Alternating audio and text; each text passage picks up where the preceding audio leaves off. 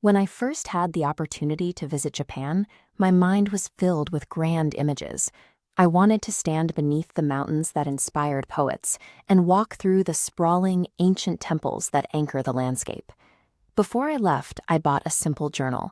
I made a promise that I wouldn't simply fill a camera with pictures. I would write down every conversation, every single detail, and every observation that touched me. But the first 2 days were disorienting.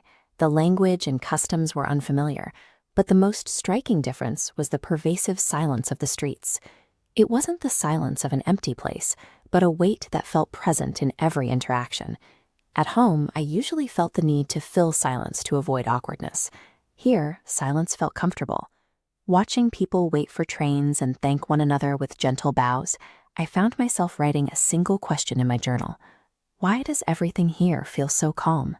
That question was the first sign that my journey was shifting. The disorientation of the streets was forcing me to look past the landmarks and begin questioning my own baseline for what a normal day is supposed to feel like. A few days later, I went to stay with my friend's parents. Their home wasn't luxurious or filled with expensive decorations. It was a simple room with tatami mats and paper doors, yet I felt an immediate sense of peace. It was clear the atmosphere wasn't coming from the architecture, but from the people inside it. That evening, dinner was an exercise in focus. There were no phones on the table and no television competing for our attention. No one was in a hurry to finish. The meal was treated as a moment worth protecting for its own sake. I noticed a quiet awareness in their movements. Before he reached for the teapot, she had already poured his tea. Before she stood to clear, he gathered the dishes. Neither of them asked, and neither expected praise. They were simply paying attention to one another. For years, I believed that long-term relationships needed constant excitement, grand surprises, and dramatic expressions of affection to remain healthy. But watching them prepare breakfast the next morning, that idea felt thin. They didn't divide their chores into your work and my work, and they never seemed to be keeping score of who had sacrificed more. They treated every responsibility as a natural part of a shared life. Sitting at that wooden table, I realized the durability of their bond didn't come from chasing rare, extraordinary peaks. It was built by treating ordinary moments as if they were the only things that mattered.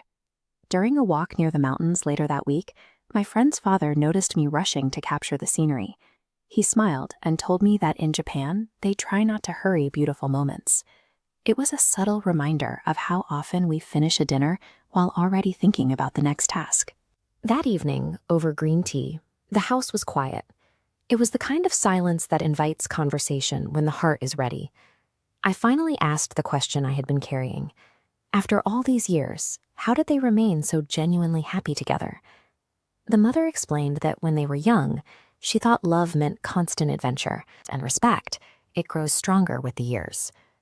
When I asked about their disagreements, the father's answer was even more direct.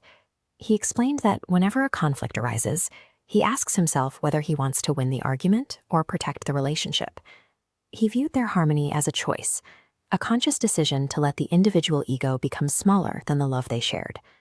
In their house, strength wasn't found in winning. It was found in the discipline required to let go of the need to be right. At a small temple garden the next afternoon, I noticed that no one was performing for an audience. Visitors simply sat or prayed without any sense of urgency or concern for how they appeared to others. My friend's father noted that many people equate being busy with living fully, but there is a sharp divide between performing a busy life and actually being present within one. This echoes the philosophy of Nishida Kitaro, who suggested that we don't discover our true selves in isolation. Instead, the self is fulfilled through our relationships and our active harmony with the lives of others.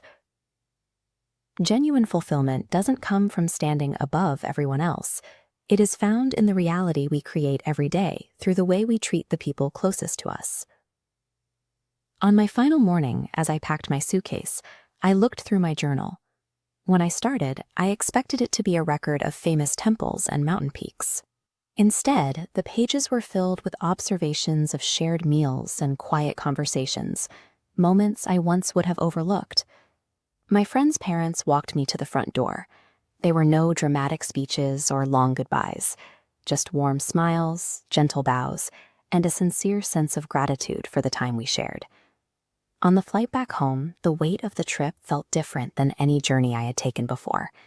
I was carrying a new set of metrics for measuring the value of a day and a new way of looking at the world. The final entry in my journal was a reminder to myself. Peace isn't a geographic destination. It is a daily practice. It is the choice to look into someone's eyes, share a meal, and live the moment you are actually in. We often wait for a single momentous event to transform our lives, but an extraordinary life is simply the cumulative result of ordinary days lived with profound awareness.